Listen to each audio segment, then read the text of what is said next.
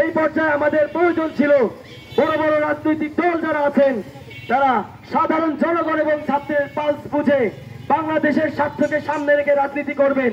কিন্তু দুঃখের সাথে বলতে হয়, আজ আমরা দেখতে পাচ্ছি যেভাবে আবরার ফাহাদকে ছাত্রলীগের সন্ত্রাসীরা ছাত্র শিবির ট্যাগ দিয়ে হত্যা করেছিল, ঠিক একই রকম রাজনীতি কেমন যেন বিএনপির ছাত্র দলের ভিতরে ঢুকে পড়া কিন্তু সন্ত্রাসীরা একইভাবে সেই রাজনীতি কায়েম করতে চাচ্ছে।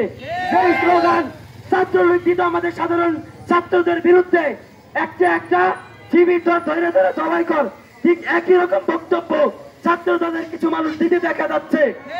আমরা বুঝতে পারতেছি এটা আমাদের দেশ নিয়ে, ছাত্র সমাজ নিয়ে গভীর একটা ষড়যন্ত্রে লিপ্ত হয়েছে।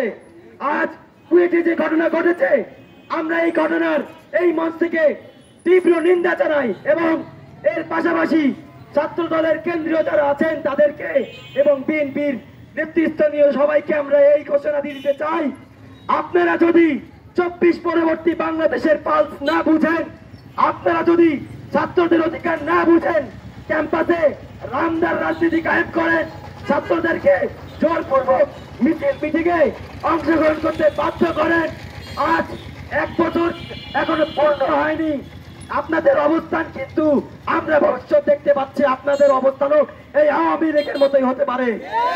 আমরা এখান থেকে বলে দিতে চাই, আপনারা ক্ষমতার রাজনীতি না করে, সন্ত্রাসের রাজনীতি না করে জনতার রাজনীতি করুন।